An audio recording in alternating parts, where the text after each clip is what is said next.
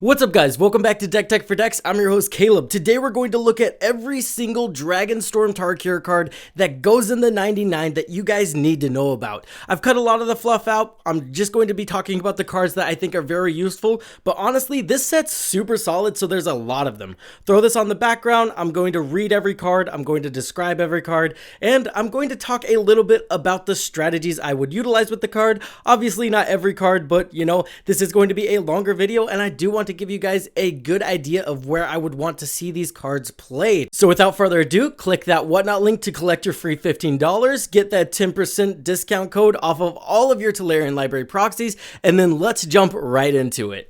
Let's kick it off with my favorite color, green. We have 9 cards we're going to talk about here. Arbor Adherent, super solid for 3 generic and 1 green pip, so 4 CMC total. You get a Dog Druid that says add 1 mana of any color to your mana pool for a tap ability, or you can tap him and add X mana of any color, where X is the greatest toughness among other creatures you control. Now, this looks like a toughness matter card. It's not. It's a power matters card, because honestly, power and toughness are usually equal. So if you have a power matters commander and you're playing Savala, you probably want to play this guy as well. And again, he is solid for those toughness decks.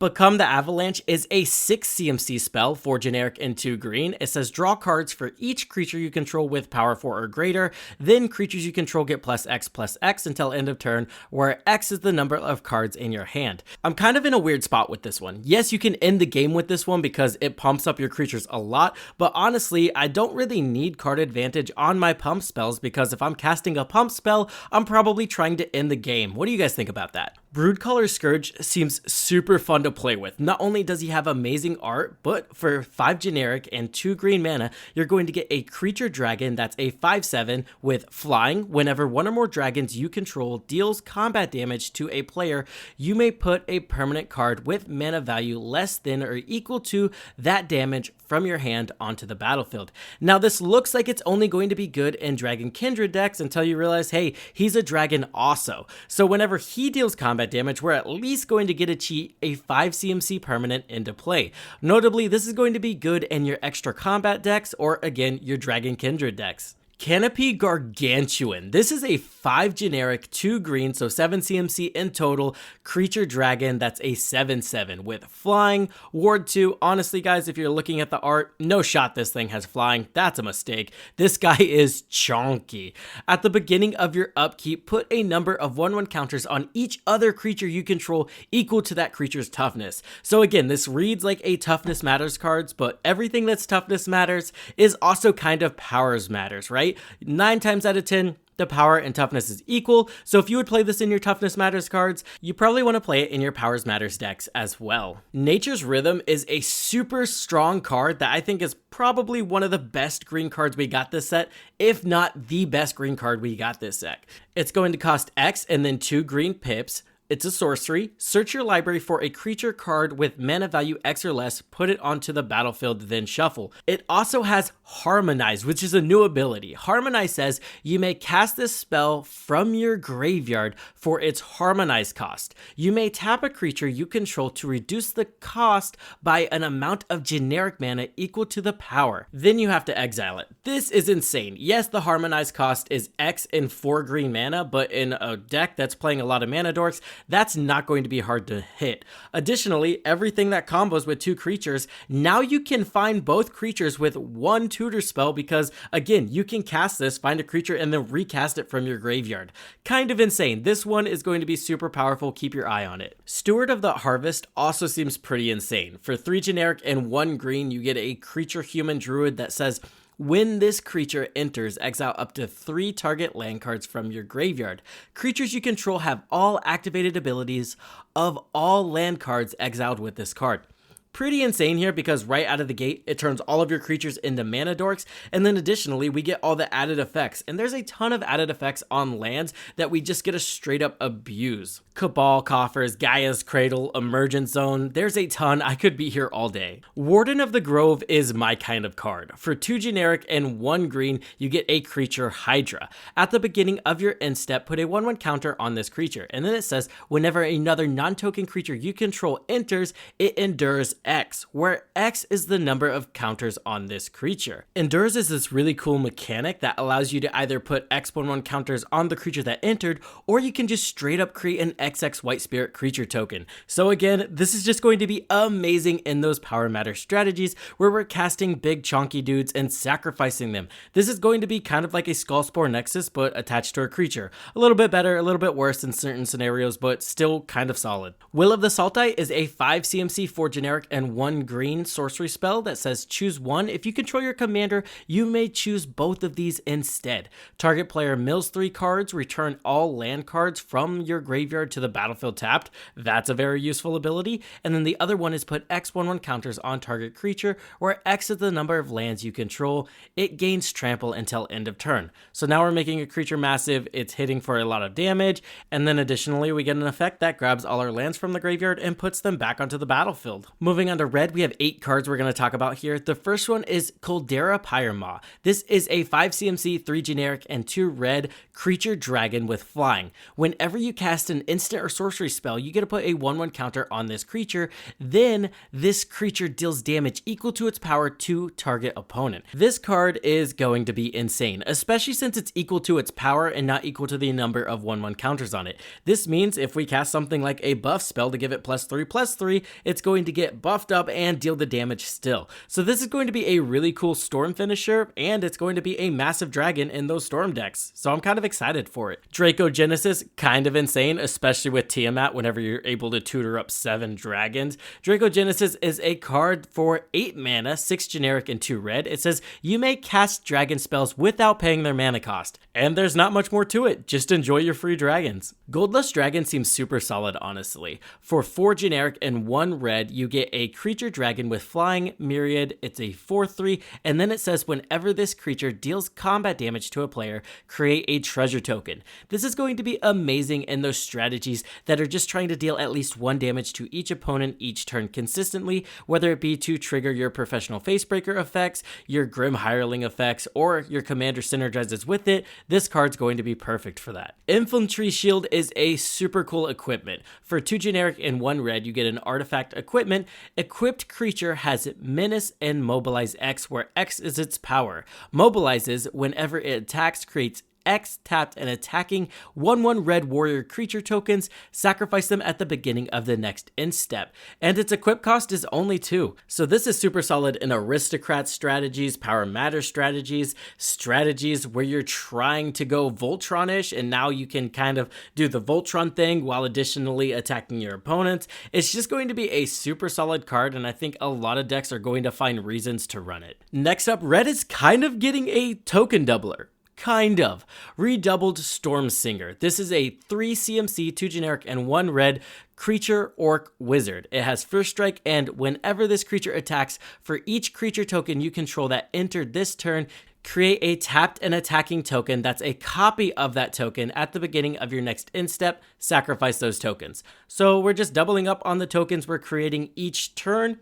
Kind of solid. It does go away, but we're in mono red most likely, so we're gonna take that. Transforming Flourish seems like a strong political piece and strong interaction. For 2 generic and 1 red, you get an instant with Demonstrate. Demonstrate. Whenever you cast this spell, you may copy it. If you do, choose an opponent to also copy it. Players may choose new targets for the copies.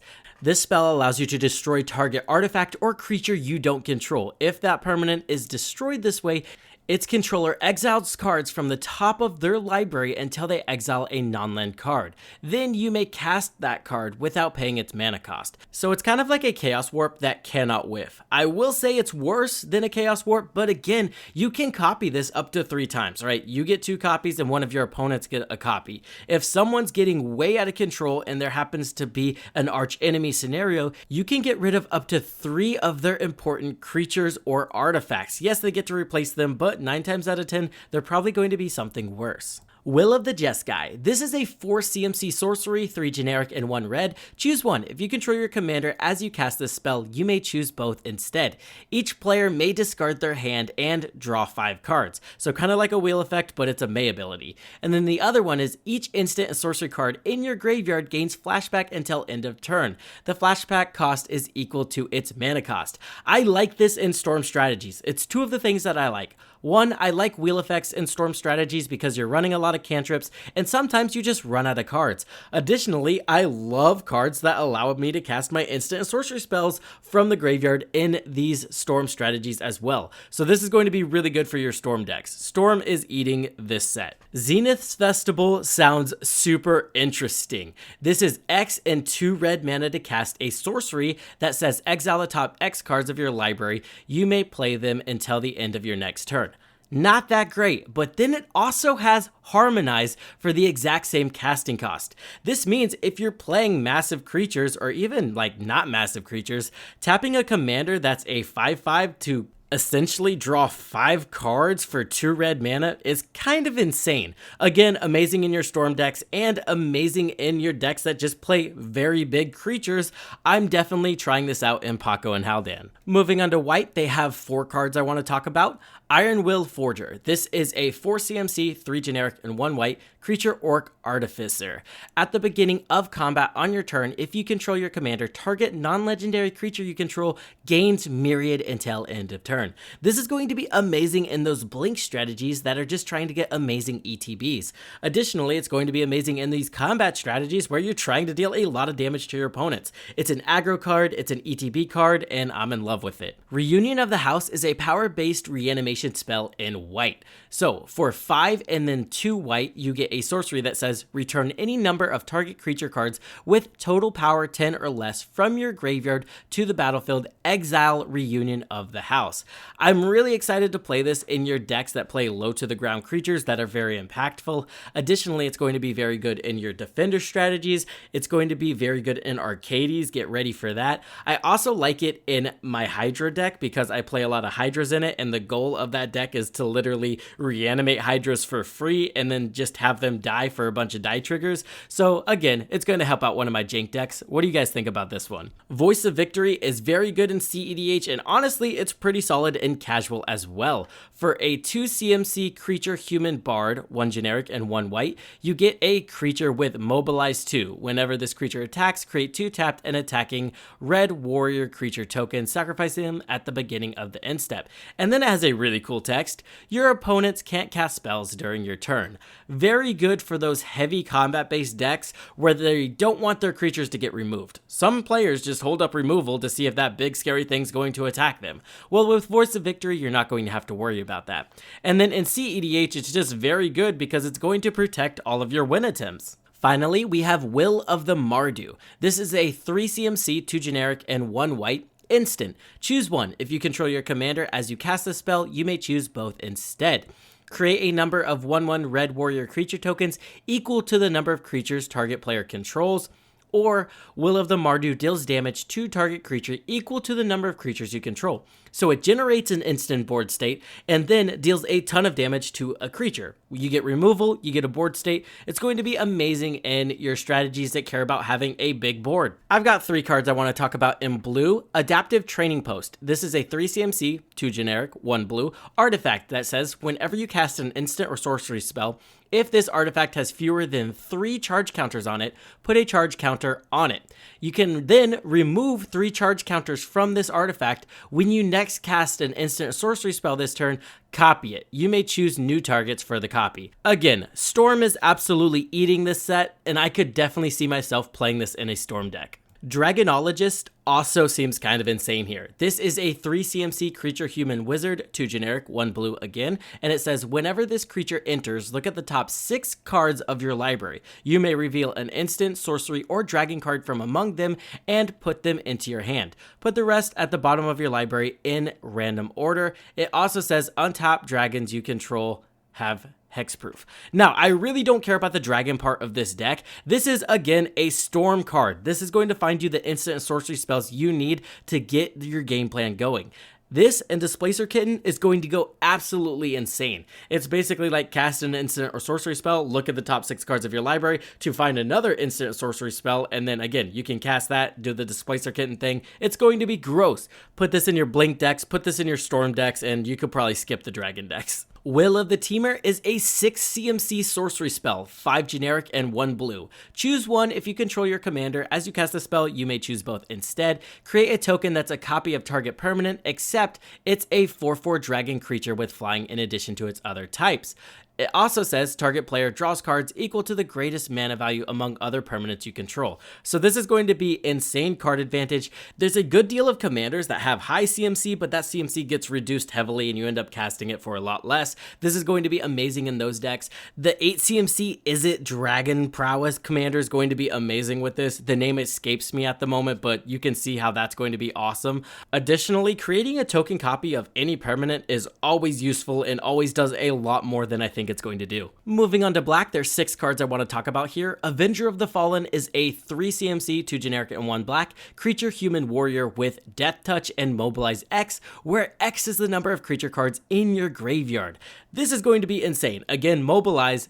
When this creature attacks, create X tapped and attacking 1/1 red warrior creature tokens, sacrifice them at the beginning of the next end step. So now we are basically utilizing our graveyard as a way to end the game with all of these mobilized creatures. We're also, at least in black colors, playing a graveyard deck. It's not crazy to assume that we have War and Soul Trader effects and we're able to sacrifice those tokens to get value out of them before we have to sacrifice them. So again, aristocrat strategies are going to love this, sacrifice strategies are going to love this, and graveyard decks are going to love this. Jaws of Defeat is a super specific enchantment for a super specific strategy, but I think it's kind of cool. For 4 CMC, 3 generic and 1 black, we get an enchantment that says whenever a creature you control enters, target opponent loses life equal to the difference between that creature's power and toughness. There's a ton of just 0/7 walls that is now just going to deal a lot of damage to our opponents. Again, kind of niche, I mean very niche, but worth talking about. The Sibsig Ceremony also seems super specific, but kind of cool at the same time.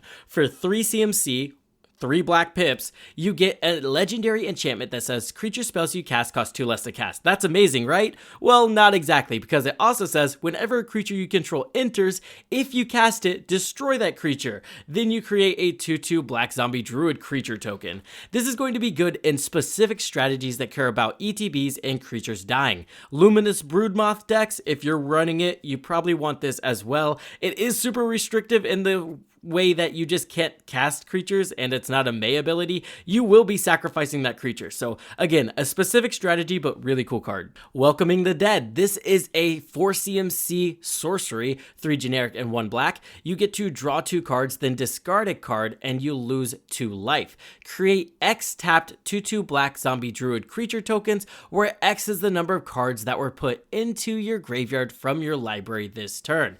I want to play this in decks that are trying to sacrifice creatures. You generate tapped 2/2 black zombie druid creature tokens. The fact that they're tapped leads me into thinking we're going to be using them as fodder for our War and Soul Trader effects, or we're just going to have ways to untap them maybe and go face, but at the end of the day, these are probably just going to be sack fodder. And if we're playing a heavy mill strategy, it is not going to be hard to get a ton of zombies on the battlefield very quickly with this, especially with your Altar of Dementia effects. It also has flashback for 6 mana, 5 generic and 1 black. So we can even use this late game as a game ender, so to speak. Especially if we're running something like a Terror of the Peaks. It actually just adds up to a shit ton of damage. Will of the Abzan. This is a 4 CMC sorcery, 3 generic and 1 black. Choose one if you control your commander. You may choose both instead. Any number of target opponents each sacrifice a creature with the greatest power among creatures that player controls. You lose 3 life. Then you can return target creature card from your graveyard to the battlefield. So it's a solid reanimation piece that also just acts as our opponent's biggest creature. I'm here for it. Within range is a super cool effect. I'm going to love this in the Rakdos strategies that care about a lot of creatures, and then Mobilize is on the rise, so it's going to be pretty cool. For 4 CMC, you get a 3 generic and 1 black enchantment that says when this enchantment enters the battlefield, create 2 1/1 red warrior creature tokens. Whenever you attack, each opponent loses life equal to the number of creatures attacking them. So it's just going to double up on all, well, I won't say double, but it's just going to deal damage to each opponent equal to the number of creatures attacking them.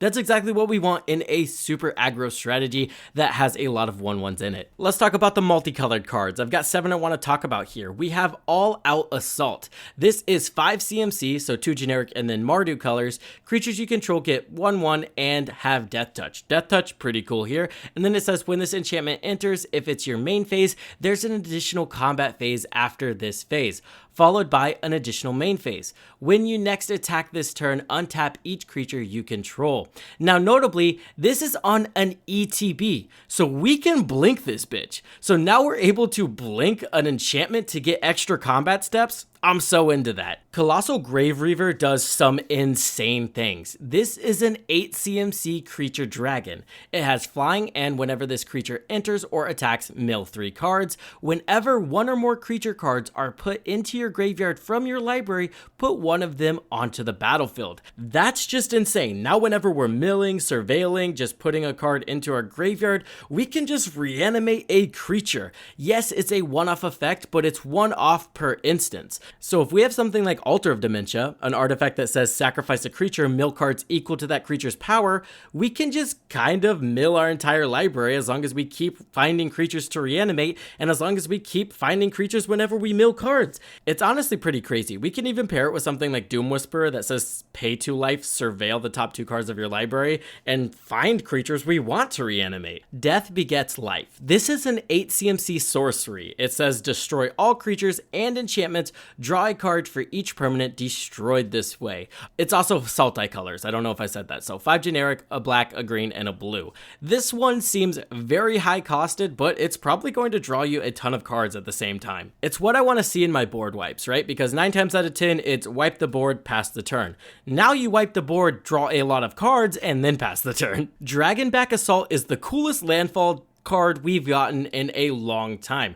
For 6 CMC, so 3 generic and then teamer colors, you get an enchantment that says when this enchantment enters the battlefield, it deals 3 damage to each creature and each planeswalker. So out of the gate, it's a pretty solid board wipe. And then it says landfall, whenever a land you control enters, create a 4/4 red dragon creature token with flying. So it helps you rebuild your board as well because now you're generating creatures. I'm in love with it. Songcrafter Mage. For 3 CMC, all teamer colors, we get a creature human bard with flash. When this creature enters, target instant sorcery card in your graveyard gains harmonize until the end of turn. Its harmonize cost is equal to its mana cost. This is going to be extremely cool. Not only is it on ETB so we can blink this guy and re-get his effect, it also is going to be really fun in your X-Spell strategies, and there's a lot of teamer decks that deal with X-Spells because again, we're usually casting some massive creatures, especially in like the Tyrannid deck. I would run this card because now you're giving something like Finale of Devastation Harmonize, and that can be insane. Additionally, we can just have Earthquakes, have Harmonize. The potential for this guy to be very good is definitely there. Next up, we have another 3 CMC teamer card that's a creature orc ranger. During your turn, spells you cast cost X less to cast for each creature you control with power 4 or greater. So it's kind of like an Animar, but a go wide Animar instead of just how big is Animar, right? So if we have 2 4/4 creatures, all of our instants, all of our spells cost 2 less to cast. I'm super excited for this one because again, it is a 4/3, so right out of the gate, it's going to reduce everything by 1. Kind of cool. Windcrag Siege. This is a 3 CMC enchantment, 1 generic and Boros. It says, as this enchantment enters, choose Mardu or Jeskai. Mardu, if a creature attacking causes triggered ability of a permanent you control to trigger, that ability triggers an additional time. Very good. Doubling up on attack triggers, I'm a fan.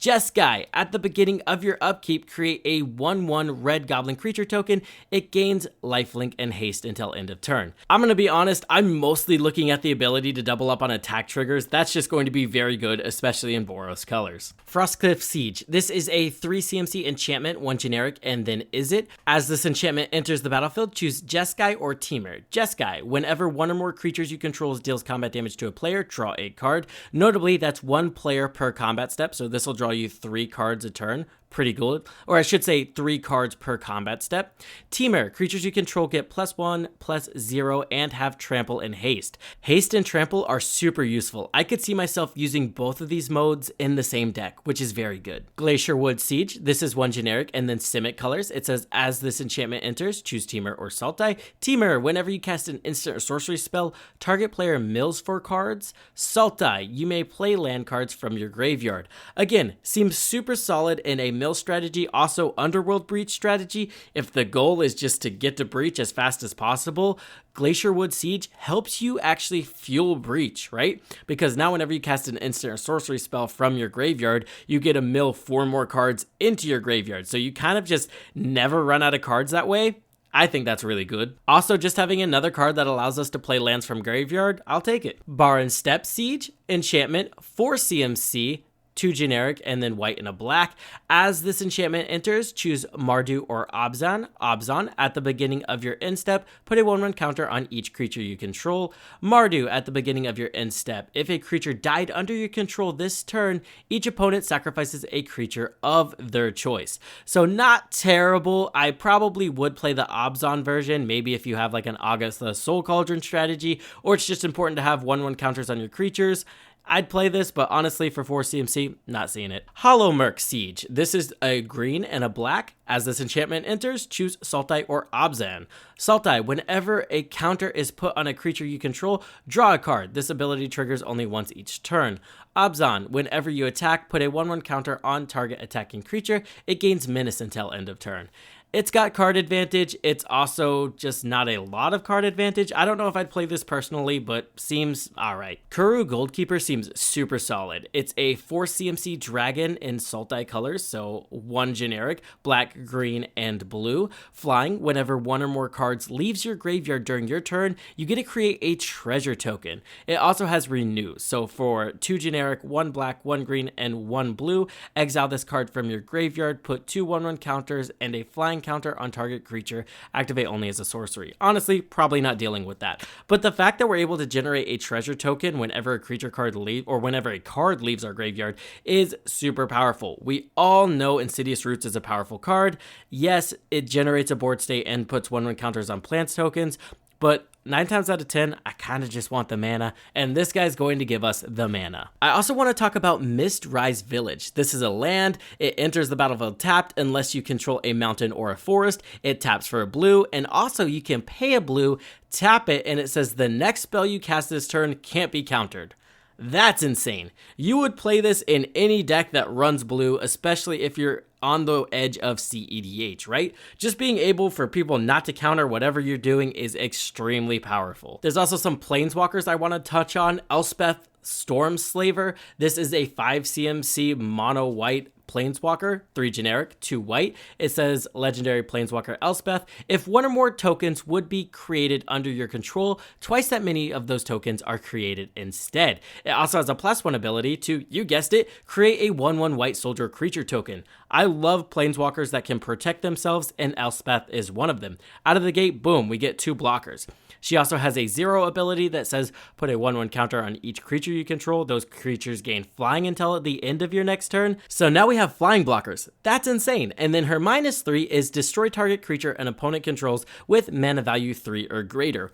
All very useful abilities, and then she has a static ability that doubles up on tokens. I'm in love with her. And again, so is everyone else, because she's already a $45 card. You guys want to talk about a $62 card? We have Ugin, Eye of the Storm. For 7 generic CMC, we get a legendary planeswalker Ugin.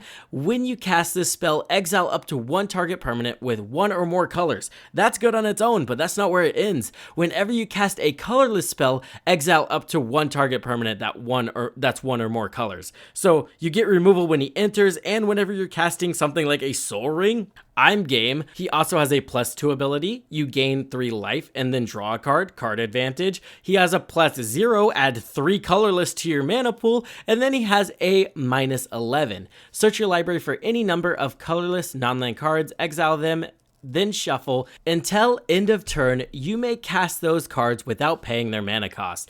Insane. He does start at 7 loyalty, so it takes a little bit to get to that, but not really, especially when this is one of the planeswalkers that just doubles with doubling season and has 14 and you can activate immediately. Kind of gets insane. I also wanted to talk about 1 colorless spell, Dragonfire Blade. It's 1 generic mana, an artifact equipment. It says equipped creature gets +2/+2 and has hexproof from monocolored. So the majority of tokens you're able to just attack through, and also removal is going to be very hard to hit your creatures, like your Swords to plowshares and stuff like that. It also says equip 4. This ability costs 1 less to activate for each color of the creature it targets. So it also gets reduced pretty heavily by the amount of colors we have. If your commander has 3 colors in it, I would suggest trying to run this card. It seems pretty free and pretty useful at the same time. That's going to do it for today's deck tech, guys. Please leave some feedback in the comment section if you made it to the end of the video and if you want more videos like this. Shout out to all of my patrons, Excessum, Praetor, Chicken Salad, The Professional Heal, and Irrelevant You Rock. I hope this helped you guys in your deck building endeavors, and I will see you in the next one.